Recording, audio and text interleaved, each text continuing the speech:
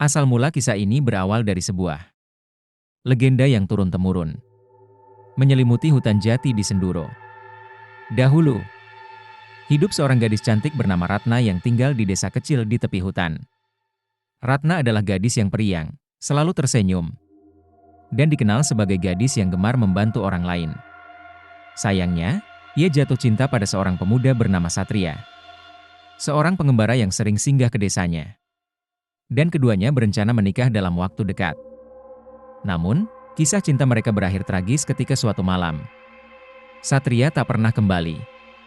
Desas-desus mengatakan bahwa ia telah meninggal dalam perjalanan akibat kecelakaan di jalan hutan. Ratna, yang patah hati, nekat pergi ke hutan jati untuk mencari jejak terakhir dari tunangannya. Ia mengenakan gaun putih yang sedianya ia siapkan untuk pernikahannya. Saat ia memasuki hutan, langit mulai tertutup awan tebal.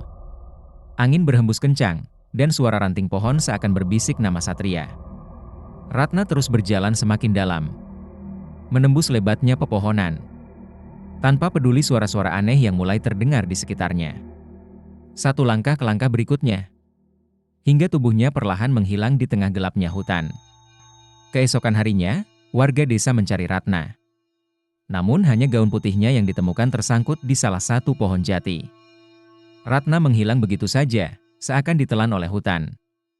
Sejak saat itu, masyarakat sekitar mulai sering mendengar cerita tentang sosok wanita bergaun putih yang muncul di pinggiran jalan hutan jati Senduro. Sosok itu hanya tampak di malam hari, seringkali ketika suasana hening atau hujan rintik-rintik. Banyak yang mengaku pernah melihatnya berjalan perlahan di antara pohon-pohon jati. Gaunnya berkibar diterpa angin, namun wajahnya tak terlihat jelas.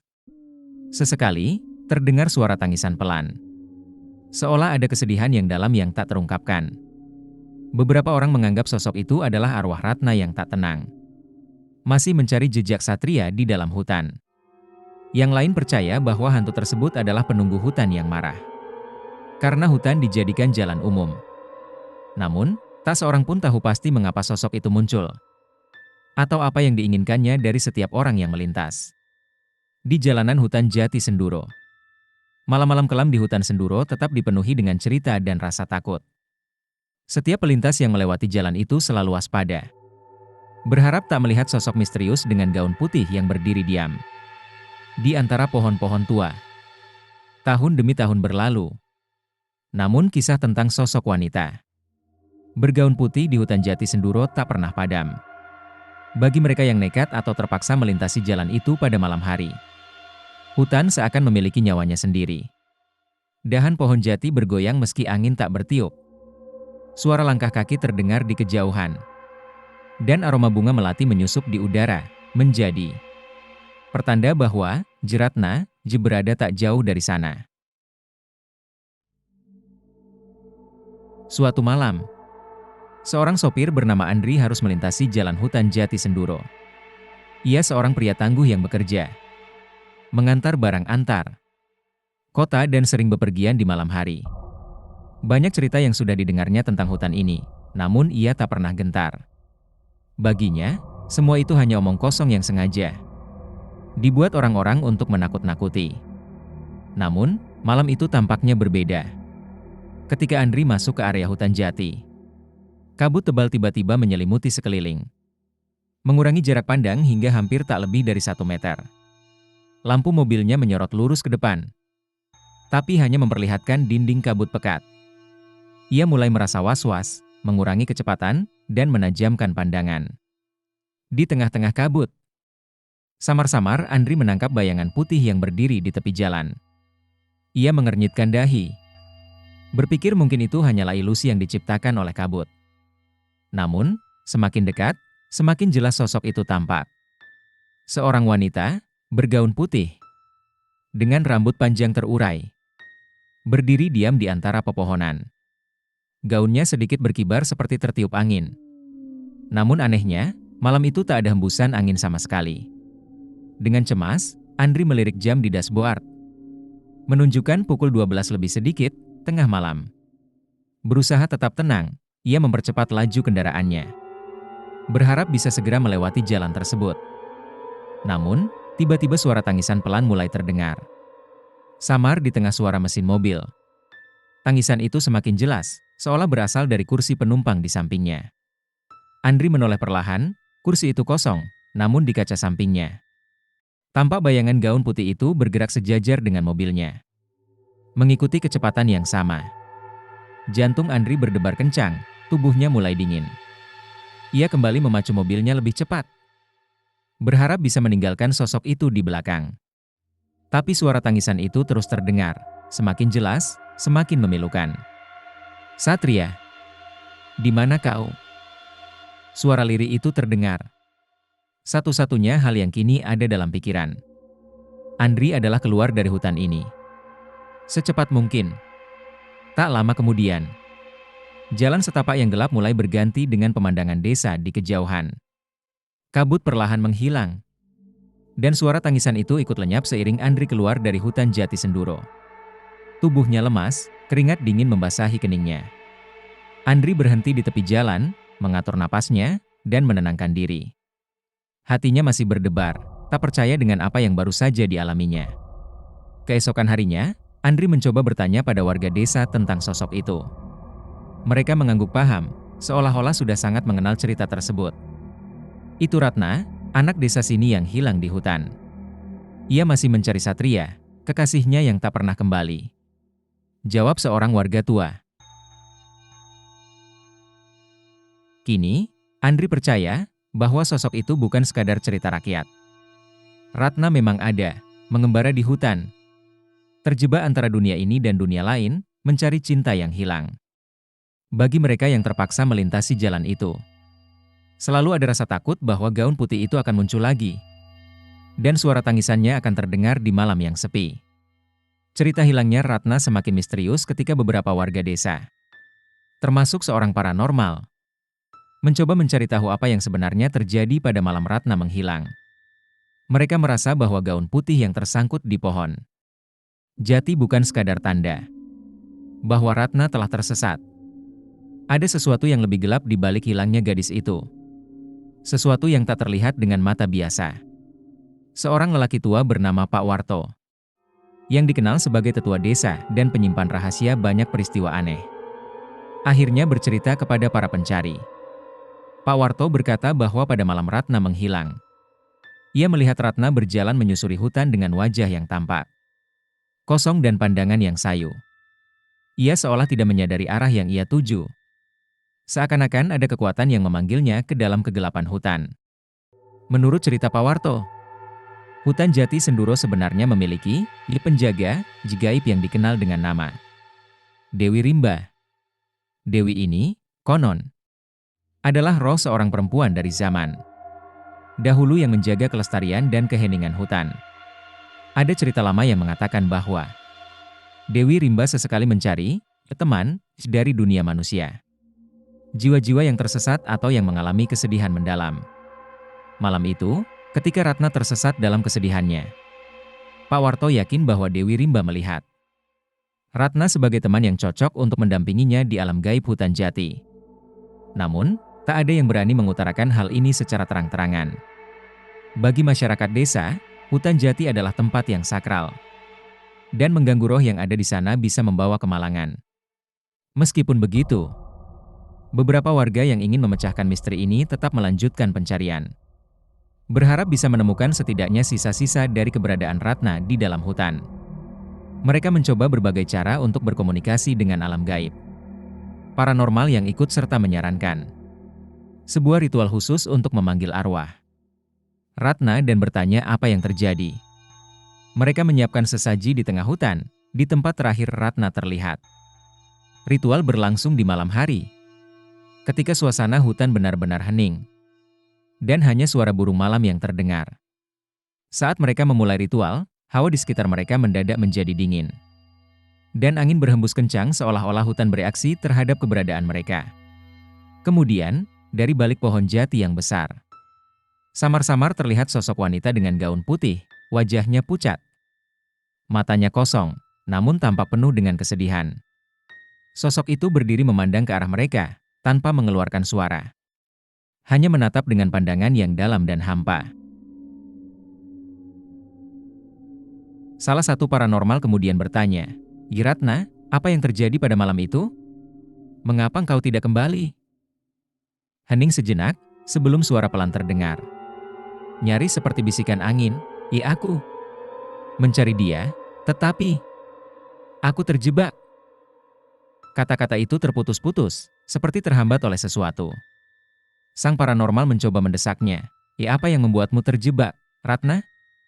Apa yang membuatmu tidak bisa pulang?"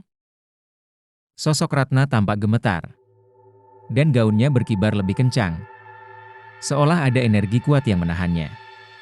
"Aku dipanggil oleh suara yang tak terlihat. Mereka tak membiarkanku pergi." Hutan tiba-tiba bergetar, seakan marah, dan dalam sekejap, sosok Ratna menghilang begitu saja di antara pepohonan, meninggalkan para pencari dalam ketakutan yang mendalam. Mereka merasa ada sesuatu yang lebih kuat yang menahan Ratna di sana, entah karena Dewi, rimba atau entitas lain yang tak mereka pahami. Sejak malam itu, mereka berhenti mencari.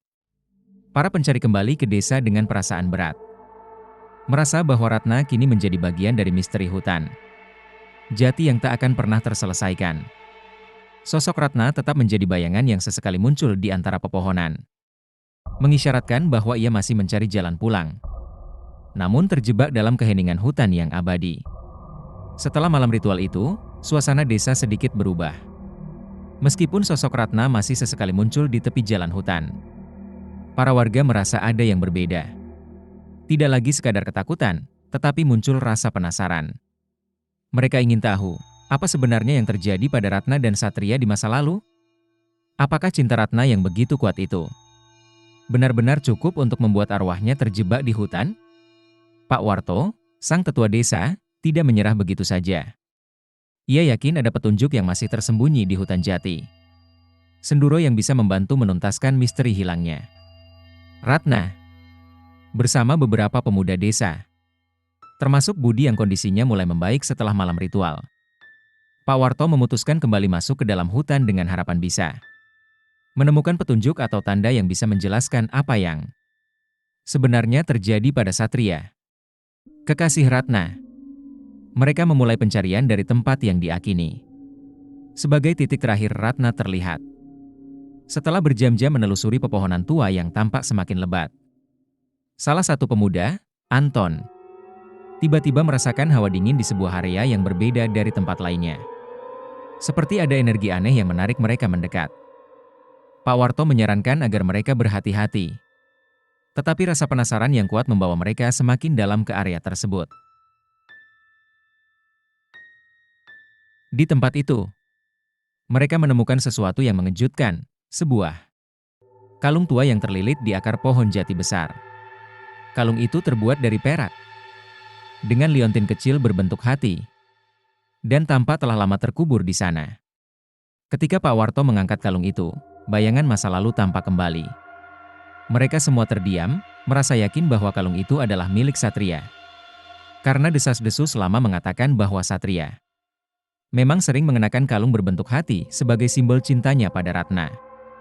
Saat mereka membersihkan kalung tersebut, Anton, salah satu pemuda, mulai merasa tidak enak. Ia mulai melihat bayangan sosok Ratna yang tampak berdiri di antara pepohonan, memandangi mereka dengan tatapan sedih. Dengan suara yang nyaris berbisik, ia berkata, Kembalikan kalung itu." Pak Warto, yang memahami bahwa ini adalah petunjuk penting, segera berbicara dengan lembut. "Ratna, kami di sini untuk membantumu. Apakah ini yang kau cari selama ini?" Sosok Ratna tak menjawab, tetapi pandangannya melembut. Ia menatap kalung itu, seolah-olah menyiratkan sesuatu. Kemudian, dengan perlahan, ia berbisik, Aku menunggu di sini, sampai ia kembali." Tapi dia tak pernah datang. Pak Warto menyadari sesuatu yang penting. Mungkin Satria tak pernah benar-benar meninggalkan Ratna. Mungkin ada sesuatu yang menghalanginya untuk kembali. Ia lalu mengajak semua pemuda untuk menggali lebih dalam di sekitar pohon jati tempat mereka menemukan kalung itu. berharap menemukan sisa-sisa atau petunjuk yang lebih jelas. Setelah beberapa saat menggali, mereka menemukan sebuah benda lain yang mengejutkan. Sebuah cincin perak, berlapis tanah dan lumpur. Tampak terkubur tak jauh dari akar tempat kalung itu ditemukan. Cincin tersebut sangat mirip dengan cincin tunangan yang Ratna kenakan saat terakhir terlihat.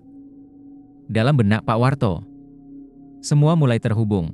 Kalung dan cincin ini adalah bukti janji yang pernah diikat antara Ratna dan Satria. Namun, pencarian ini tiba-tiba menjadi mencekam ketika suara desahan halus terdengar dari balik pepohonan.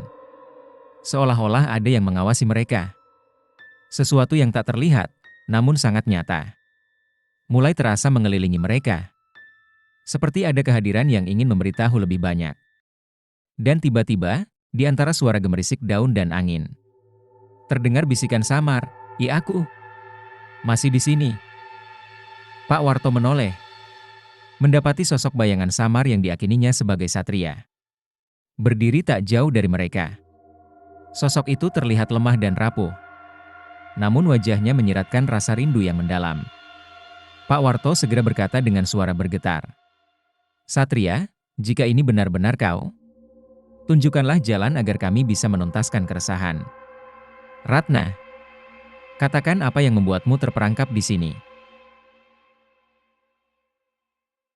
Bayangan itu tak berbicara, hanya menunduk dan menunjukkan arah ke sebuah titik di dalam hutan, tak jauh dari pohon jati besar itu. Dengan ragu, mereka mengikuti isyarat tersebut hingga akhirnya tiba di sebuah sungai kecil yang tersembunyi di tengah hutan. Di tepi sungai itu, mereka melihat sesuatu yang mengejutkan, tulang belulang, yang sebagian masih tertutup lumpur dan dedaunan. Seolah-olah tubuh itu pernah tertimbun di sana dan lambat laun hanyut terbuka. Para pemuda terkejut, tapi Pak Warto tahu ini adalah sisa-sisa tubuh Satria. Setelah bertahun-tahun hilang, Satria sebenarnya telah meninggal dan terjebak di dalam hutan itu. Tubuhnya yang tak pernah ditemukan membuat Ratna tak pernah berhenti mencarinya. Dengan hati-hati, mereka mengumpulkan sisa-sisa tubuh Satria, membawanya ke desa untuk dimakamkan secara layak. Pak Warto tahu, hanya dengan memberikan ketenangan kepada Satria, arwah Ratna juga akan bisa beristirahat dengan damai. Keesokan harinya, upacara pemakaman sederhana digelar di desa untuk Satria. Pak Warto menempatkan kalung dan cincin yang ditemukan di hutan di dalam makamnya, berharap cinta mereka kini dapat bersatu di alam yang tenang.